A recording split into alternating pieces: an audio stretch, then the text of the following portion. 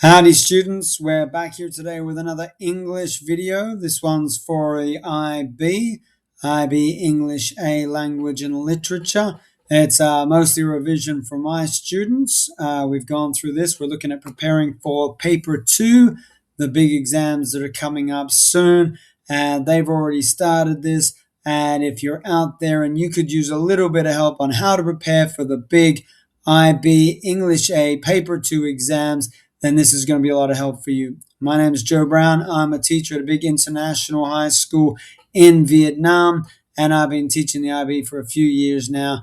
And I feel like we've worked out a little bit of a system that draws on my own experience of taking many exams in English literature and teaching the IB English A over the last few years. Okay, so this one is obviously about paper 2, and you should by now really understand what you're doing when it comes to paper 2. You should have spent over a year learning all of your text and knowing what you need to do well in the paper 2 exam, and hopefully you know what we're looking for in the rubric, or what the examiners are looking for. They're looking for understanding, so you got to know your text and you've got to know your quotations. You got to know what the main concepts are going on that relate to IB English A. You got to be able to analyze those texts. We're looking at what did the author intend, how do the techniques help the author position you in order to get you to respond in the right way, and then evaluating how you did respond. Very important. We're looking at focus and organization. We're answering the question and really focusing on that question for the whole paper from the beginning to the end, and we're looking for your level of language. Not a lot you can do with the language right now, but there is definitely some things you can do to get prepared for the content and to make sure that you're ready. Okay, so the key advice that I'm giving my guys, and you've probably been reading on the screen for a while now, is when we're preparing for paper 2, and this is a technique that I developed a long time ago when I was studying for my literature essays and my exam papers, all the way through high school and into university, is the great tip I worked out is that you want to be rewriting your responses, not writing your responses.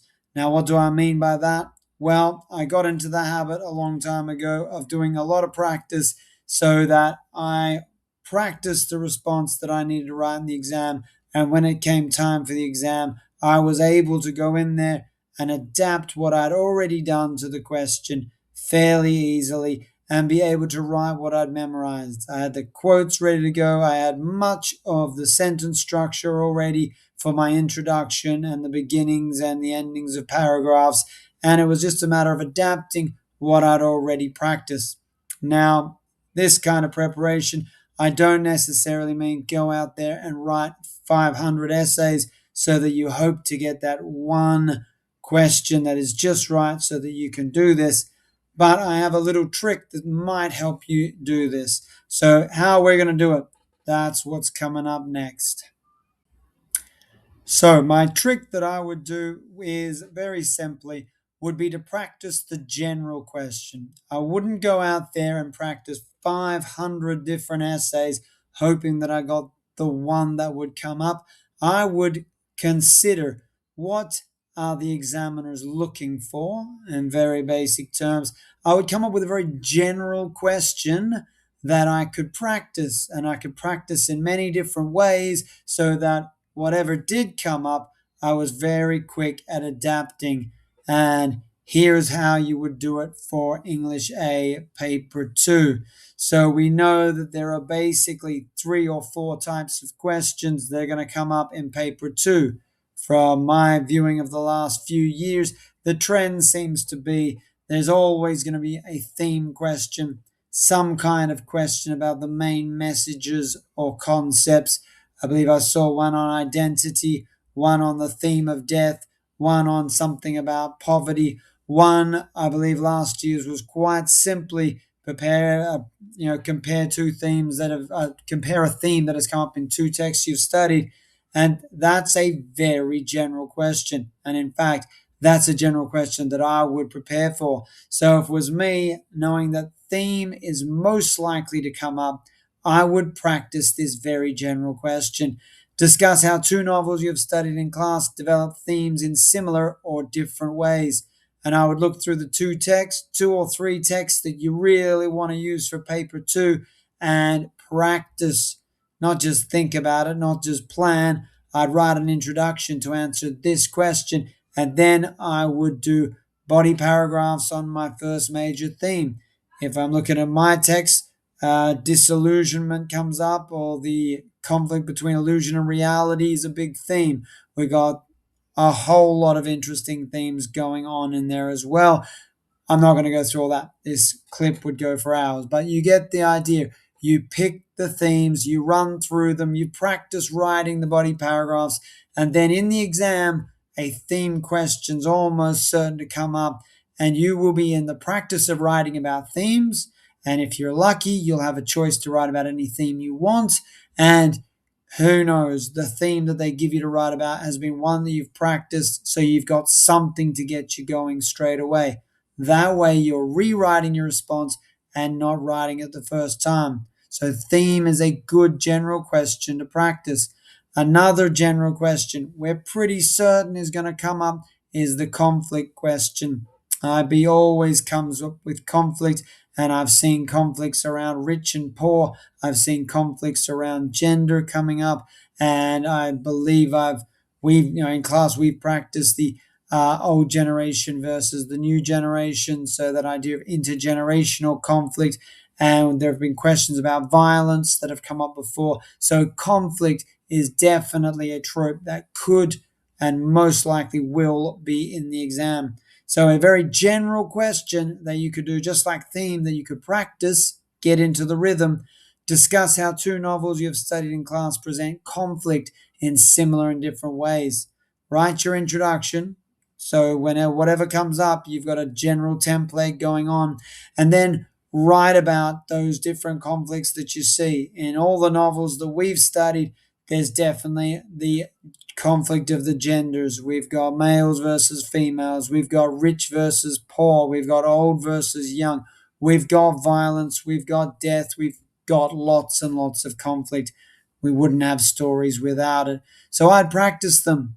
One of them's going to come up and I've got to start.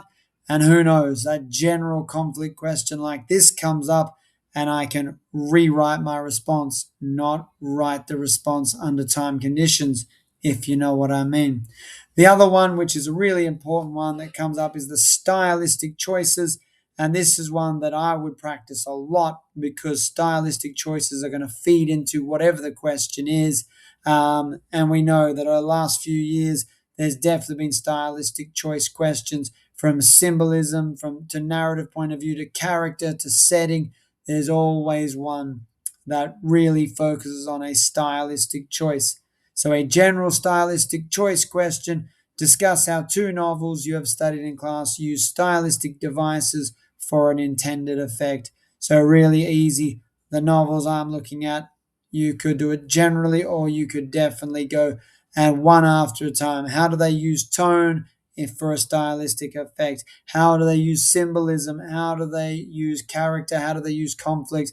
And the plot, we could go on and on. Again, this is not that video. This is a very general one.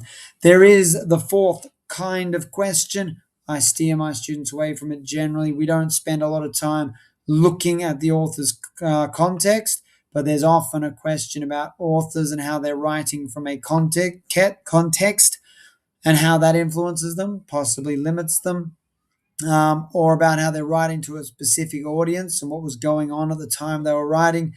Or there's kind of a literary value question, again, about the timeless nature of literature and the universal appeal of it.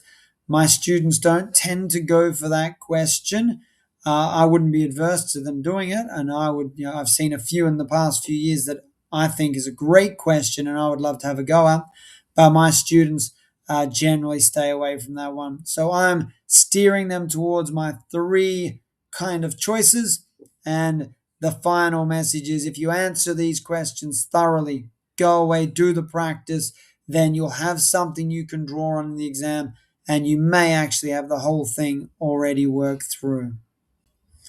Okay, that's it from me tonight. It's gone a little bit longer than I thought it would, but that's okay. It's pretty simple. Go away, do the practice. You've still got plenty of time. Go and learn your quotations, run through those general practices. If you do enough, you'll be fine. If it was me, I would probably go number one, stylistic choices. It's going to appear, whichever question I'm doing, I need to know my stylistic choices, my techniques, my devices, whatever you want to call them. And I would pick maybe one other one that's really in my wheelhouse: theme or conflict. You will probably, from practicing, work out which one is your real go to. But that's how I'd practice to make sure on the day you're feeling really confident. So that's it for tonight. I wish you all the best and tune in again in future. Hopefully, I'll have some more good tips to help you on the road to your IB exams. All the best.